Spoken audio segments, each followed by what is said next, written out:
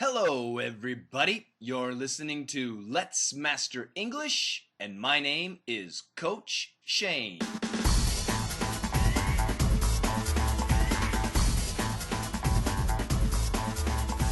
Hello, everybody. Welcome to Let's Master English podcast, episode 8. Well, LME has a special podcast today. Remember, LME, Let's Master English. That's our name, our initials. So LME has a special podcast today. We have an interview with a man named Aaron Knight. Aaron is a fellow English teacher, and he has the website Phrase Mix, PHRASEMIX, Phrase Mix, and this is about his website and the classes he is offering and his opinions on learning a language, of course, specifically English. So, this is a special podcast. It's not like our other ones, and I want to go straight to the interview. I hope that you guys enjoy it. I made it for you, for your benefit, and, well, I hope you enjoy.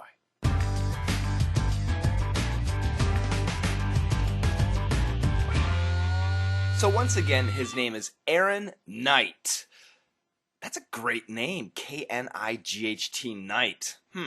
He is the creator and owner of phrasemix.com, and he is a language learning freak. It all started when he moved to Japan in his early 20s and bought a series of cassette tapes to learn Japanese. Learning the language became a hobby, then an obsession. So at the same time he was learning Japanese, he was also teaching English as a foreign language. Now, he has taught English to all kinds of people, including native English-speaking high school students in the U.S. He was a high school English teacher. He taught businessmen and housewives at language institutes in Japan. He taught Japanese junior high school kids, and their ability was from beginner to near natives. He taught graduate students at a university who needed to work on their accents, and tens of thousands of phrasemix.com readers. Now, Aaron is a real English teacher. Unlike me, I'm just a coach. He has a BA in English education from North Carolina State University, and he lives in New York City. So let's just jump right into the interview. All right, Aaron Knight, welcome to LME's podcast. I'd like to start the interview with some quick Q&A. So I talked about Phrase Mix, the world's third best language study method. Third? Sure, yeah. So I say that the best way to learn a language is to learn it from your mom when you're a baby. The second best way to learn a language is to move to another country, get a job there, and completely immerse yourself.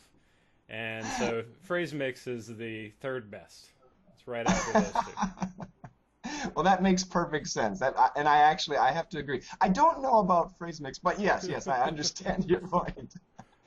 That's great. So, what exactly is phrase mix? It's a site that I built. I've been doing it for 3 years. It is a way for people to learn English as a second language, and it's based on, instead of teaching vocabulary and grammar separately, I try to combine the two by teaching useful phrases. So I'll present a situation that you might come across in real life, and then I'll explain what you can say in that situation and point out all of the phrases in that sentence that you can use in other situations. Oh, that sounds really useful. And I imagine that your experience in Japan probably helped you develop this type of lesson. Yeah, definitely. I lived in Japan from 2003 to 2006, and I was an English teacher there, but I was also a very serious Japanese learner. So I spent a lot of time trying to figure out the best way to study Japanese. And that's actually how phrase mix got started. It was an idea that I had for how I wanted to study Japanese. But since I wasn't qualified to teach that, I started teaching English instead. And you are qualified for that. Well, I am. There just aren't that many language programs in Korea. I speak Korean, and I imagine the same in Japan that teach this type of lesson from phrases, from daily situations. It's usually from a boring textbook. Yeah. Well, a lot of guides to get you started, like the very first guides that you get for a language, a lot of times are phrase books, like a travel phrase book or something like that. That's right. And That's those right. and those are really useful, right? But somehow we have the idea that after you become better at a language that you don't need that anymore. Yeah, you're just natural at that point. But I don't think that's true. I think it can be helpful to continue studying examples of good natural sentences that people use in a language. Yeah, I think that's true, especially if your mother's not a native English speaker and if you don't live in a native English speaking country. Yeah, So this site was built by you. Are you a computer geek? I am. Yeah. I became a computer geek by building PhraseMix. So before, I was always interested in building websites, but I didn't really have the skills. But I did pick up computer programming as part of building PhraseMix. Well, I got to tell you, of the English sites out there, I really like the design of phrase mix. I like the simpleness Well, thank you. and it's just very clean. Yeah, it's really great. Thank you. And did you develop the app too? Yeah, I really, I did everything. It's a little embarrassing because, and we have this expression in English, right? Jack of all trades, master of none. So sometimes I feel embarrassed about telling people about all the different things that I do.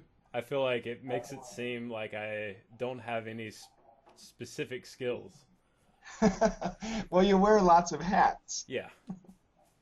Well, I think it's great. I think it's great.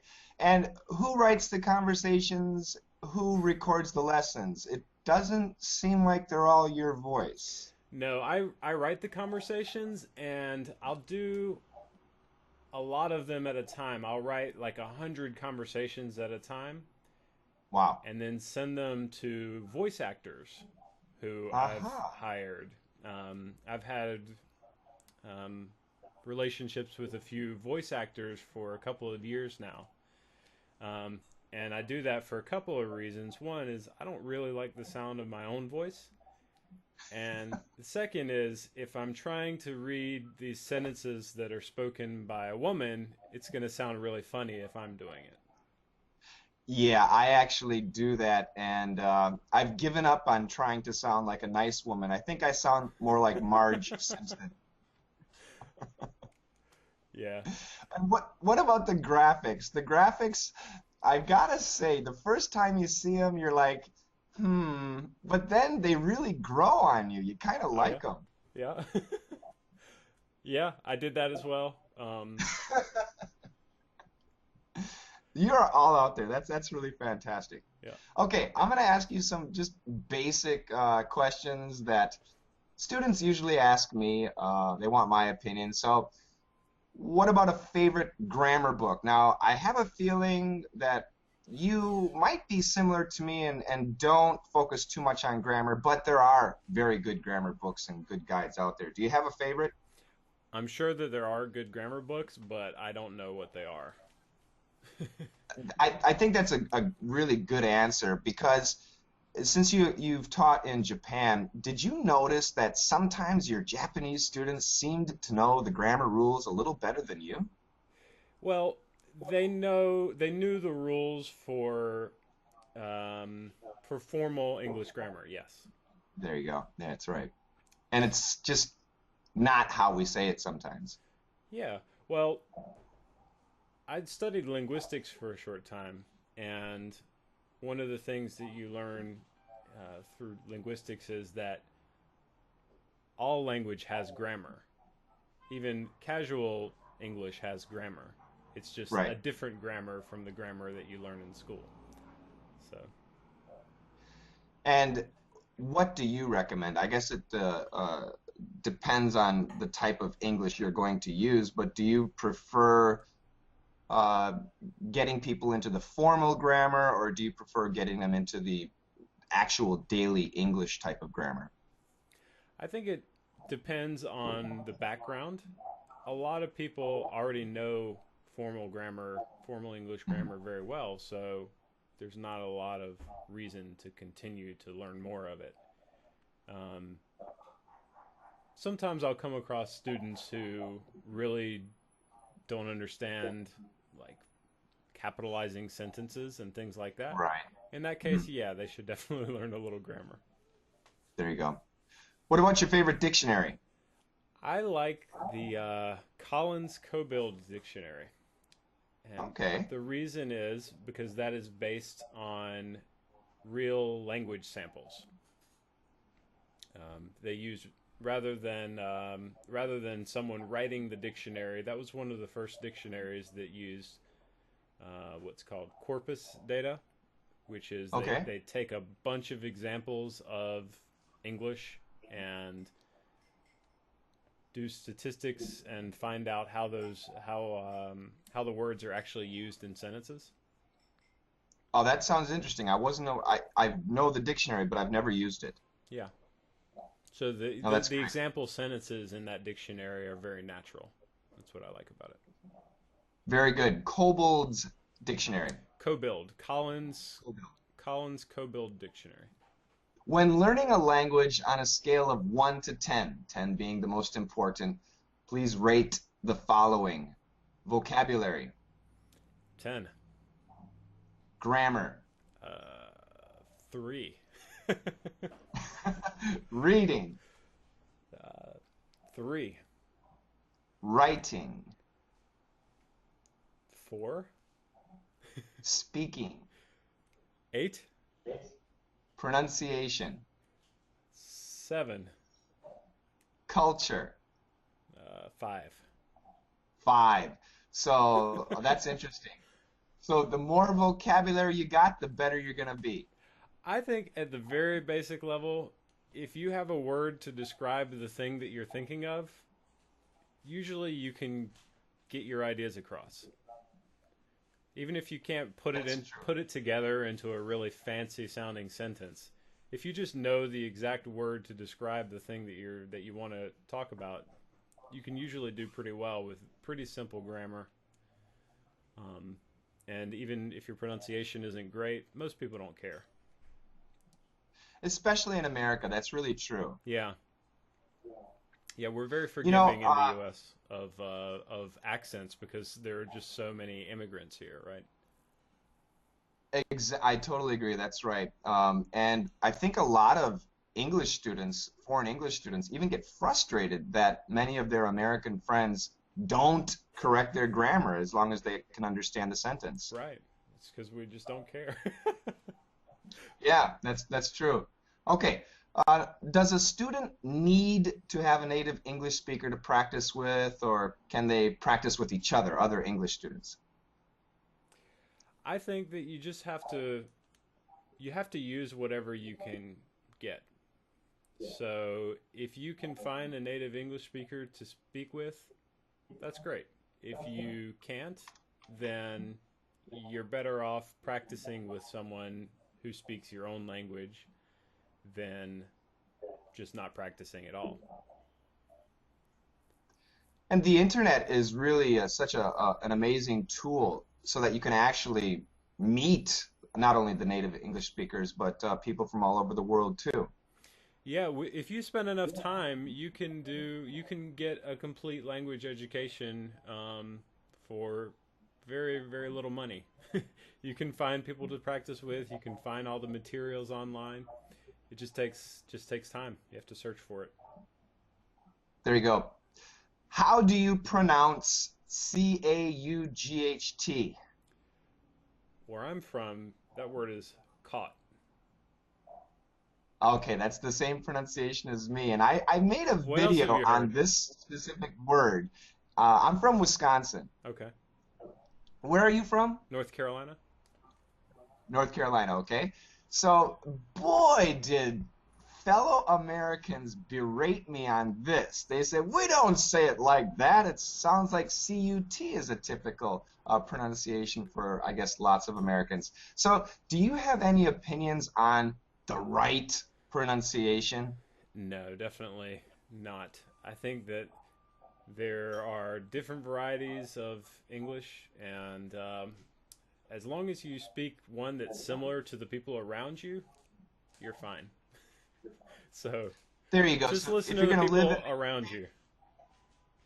I like that. So, if you're going to live in the UK, British English is probably the best choice. Sure. Yeah. Absolutely. And also, Okay, I have to and say go about ahead. pronunciation, I think that a lot of students think way too hard about which variety of English to learn. You know, should I learn Mhm. American English or should I learn British English? But the truth is, you have to study for a very long time before anyone can even tell which variety of English you're speaking. So I've met plenty of people who have studied abroad in Britain for 3 years, and I couldn't tell whether they were speaking British English or American English anyway. You're right. You really have to have a pretty good foundation in the basic language, the basic pronunciation skills to make that distinction. And I find that many of my students who are at the beginning level, they couldn't tell you if it was American, Australian, or British. But then again, Right. at the higher level, they can make that distinction. Yeah. You have a great website, and on your website, you've got a very nice blog. And one of your recent articles was bottlenecks in learning English. It's just a great article, and I encourage all the LME listeners to read this article. First of all, can you explain what is a bottleneck in learning English? Can you explain that briefly? Sure. So a bottleneck in general means it's something that is stopping a process. So, for example, if you're driving on a highway and it's a two-lane highway and then there's an accident in one of the lanes, and all the cars that were driving on two lanes, now they have to fit into one lane. That's the bottleneck.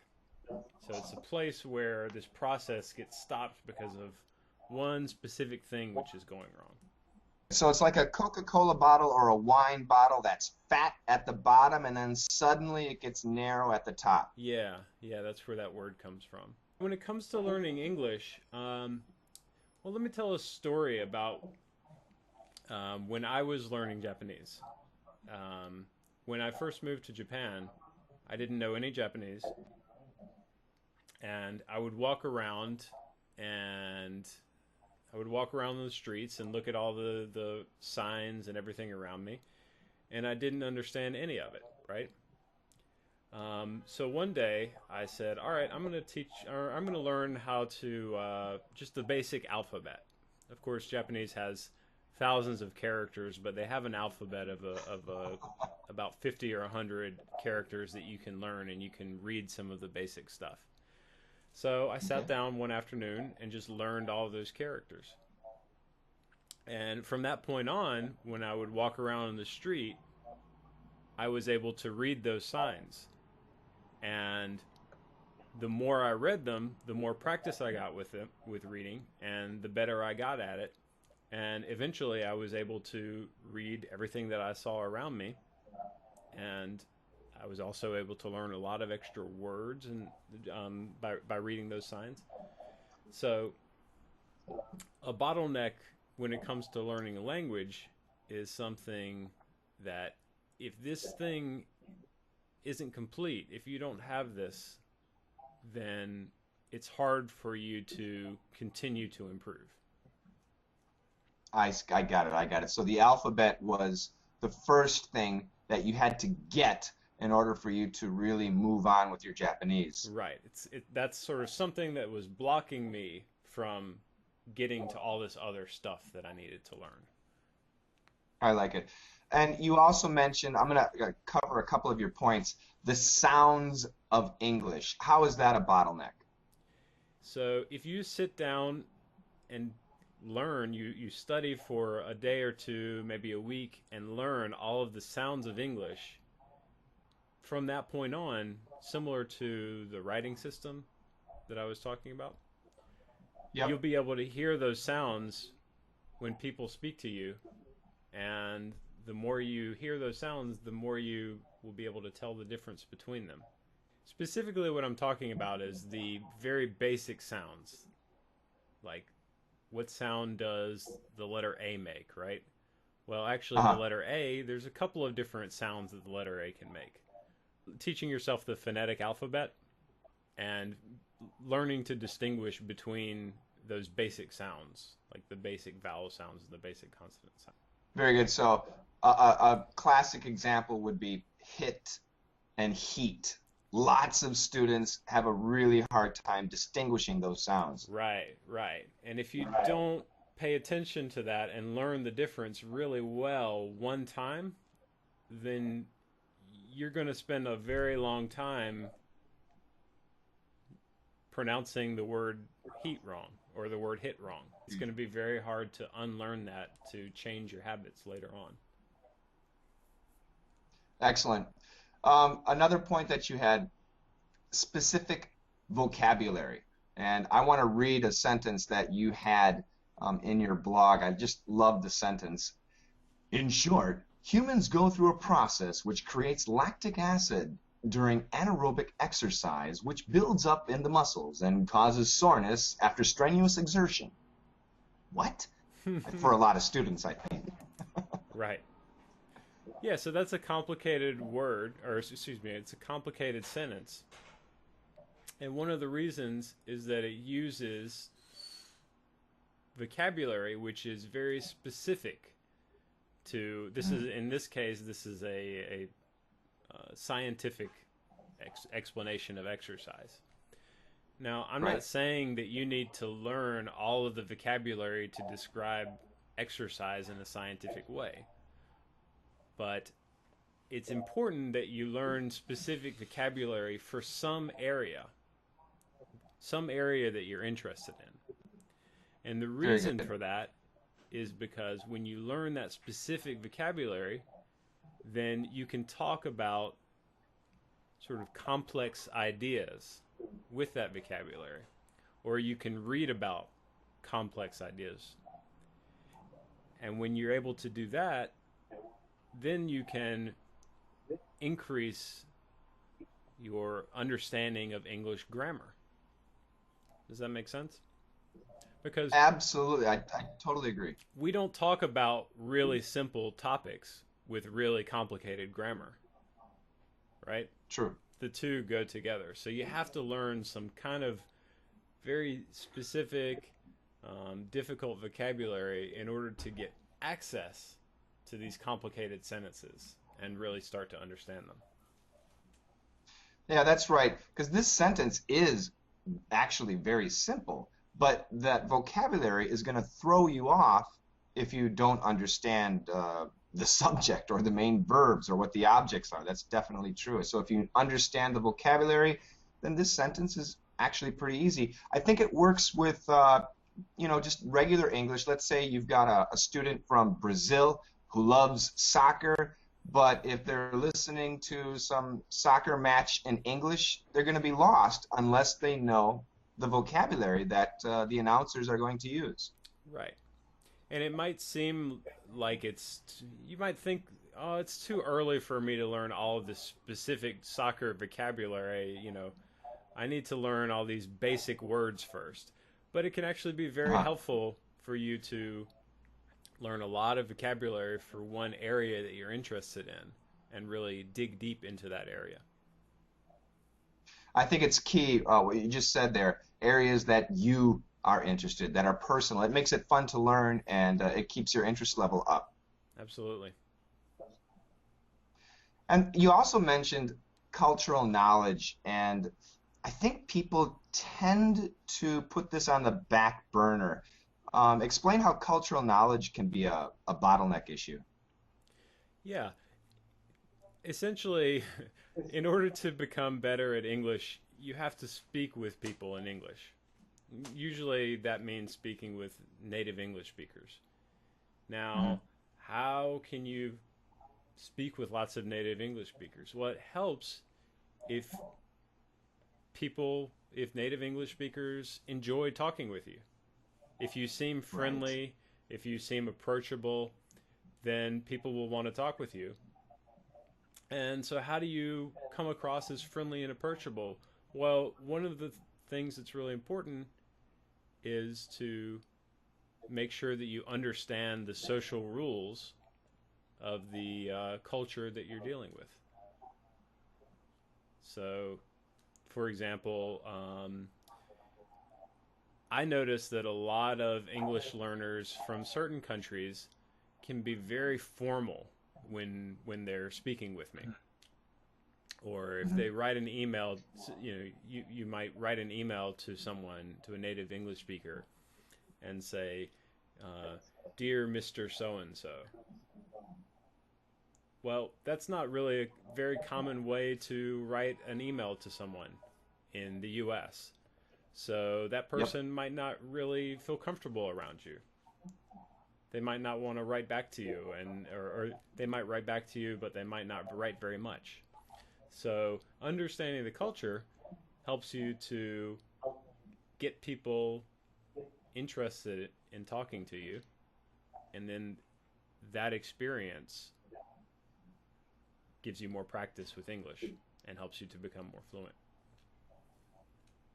I think these are very important issues and something that everybody really needs to think about and focus on in their future as they study the language. Okay, now, Aaron, you've got an announcement to all of your followers, and I'm going to make that announcement to my followers too. You are starting a second course, and it's called Natural Business English. Is that correct? Yep, that's right. I've actually taught this So, course once before. This is the second okay. session of my Natural Business English course. This is a live online course that I am doing through a Google Hangout.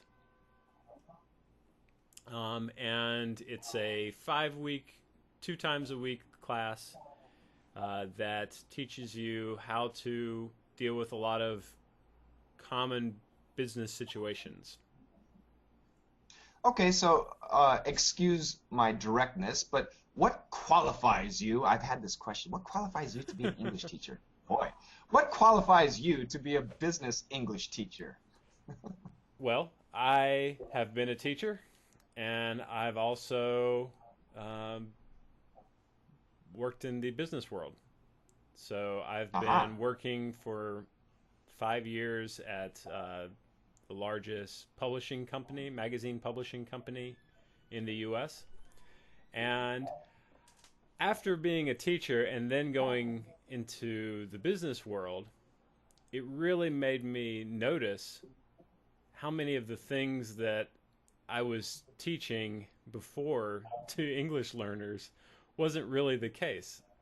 There were a lot of differences from what I heard at work versus what I thought people would say in the business world. So after your 5 years in the classroom, and I assume lots of your teaching in Japan was with adults, Yeah, and I assume again most of the adults were, well, probably half the adults were learning English for business skills, business related activities. yeah, that's right. I taught a lot of business English classes there. Teachers are teachers can be a little old fashioned in the way that they speak. A little dogmatic. Yeah, yeah. The way that they speak to each other, and teachers still, especially when you talk about like a high school teacher or a college professor, students are still expected to call the teacher by their last name, and often teachers will call each other by their last name as well. That doesn't happen Right. so much in the normal, in the normal business world when it comes to companies that are um, manufacturing things or service companies or publishers or things like that. People are a lot more casual with each other than I expected. This is interesting because your background in Asia and mine too, I assume the same in Japanese. Business titles are very important in Korea, probably the same in Japan. And when you introduce the president of such and such bank as John, or he introduces himself as John, a lot of Korean people have a really hard time saying John. They want to say even Mr. John or something like Right. that. And and I think that also affects the way they communicate because the culture in Korea is if this guy is the president of a company, I must use very formal speech. But suddenly, if his name is just John, then are we friends? It's kind of confusing. Would you agree? Yeah, I can understand how that would be very confusing. That's why I put this course together. I want to help people to understand some of those areas. Aside from those cultural aspects, there's also just a lot of really interesting phrases and language that I pick Hmm. up at work. Um, One of the things I liked to do at the publishing company was when I was sitting in a meeting, I would always bring a piece of paper with me and just write out some of the sentences that I heard because people would You were always. spying. I was spying on the meetings, yes. So I I would. think it's fantastic. So you're really getting the real English in a real situation, Right, and then you're going to apply this in your class. right. I'm like an undercover English teacher. You're the Snowden English teacher. Right. So So I imagine in your course, you're going to cover, many topics of the list of English areas like we talked about earlier. Uh, since they're live classes, I can imagine speaking and culture are going to be probably the main things. Are you going to give them writing assignments? And the speaking area in business is huge. Meetings, presentations, right. interviews. The writing is a huge area. Culture is a huge area. So can you give us some specifics on topics that you'll cover and things that you'll have the students do? Yeah. I definitely cover meetings, how to lead a meeting, and then also how to participate in the meeting if you're someone in the audience. I cover writing emails to coworkers, to clients, and also a big one is to your boss. A lot of people Great. have fears about that. Right. So I do in the class session we do. I'll usually ask the students what kinds of things they want to learn, and then I'll feed them a little bit of examples. So if someone asks me, well, how do I write a letter to my boss if I want to take the day off? And then I'll give Mhm. examples of, okay, well, you can say it this way or this way or this way. And I'll take notes on So that. you give them real examples. Yeah, yeah. I'll give examples and I will take notes as I'm doing that. And then at the end of the class, I have a document where I keep all of the class notes and I add some detail to that and send it out to all the students. So this is not one of those typical online classes. There's a lot of interaction, and you're going to give a lot of personal feedback to the students also. Definitely. Yeah. I also keep a document where students send me their writing, and Uh-huh. I will correct it, and everyone has access to this document. So not only will that one student get to learn from their mistakes, but everyone gets to learn from everyone's mistakes, and everyone also gets to learn from each other's successes. So the curriculum is a 5-week course, and you meet twice a week, live classes. Is that correct? That's right. Yep. Well, that sounds great. And this is your second round. How did the first round go? Obviously, it went well, so you're doing it again. Yeah, I mean, it was really great. I had amazing students the first time, so that was a big help. Everyone came ready with lots of things that they wanted to know, and that's always great as a teacher when you have students who know what they want to learn. That's absolutely the best. Do you have repeat students? Is this a one-time course, or do people come back? Any ideas on how that's going? Well, this is only the second time I've done this class, and it's this is basically going to be the same class as the one I did before. So those students won't be returning to this class, but they did all say that they were interested in doing other classes in the future. So I'm thinking about stuff. Well, I wish you the best of luck with Natural Business English, and of course with the phrase mix. Thank you so much for joining us for this interview and explaining who you are and what you do. Could you tell our listeners how to contact you? Sure. I am Phrase Mix. If you search on Twitter, just search for Phrase Mix. If you're on Facebook, just go to facebook.com/phrasemix. And you can also email me at aaron@phrasemix.com if you have something you want to chat about. Great. And if people have any questions about your online course, an email is the best? Listeners can go to phrasemix.com/academy. ACADEMY. phrasemix.com/academy. And that has a description of the course and all the details about the schedule and so on. Excellent.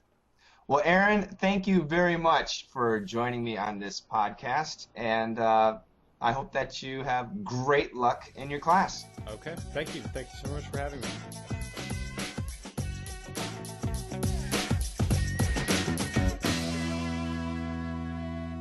So, was the interview okay? Did you like it? Did you learn something? I want to go back to the bottlenecks.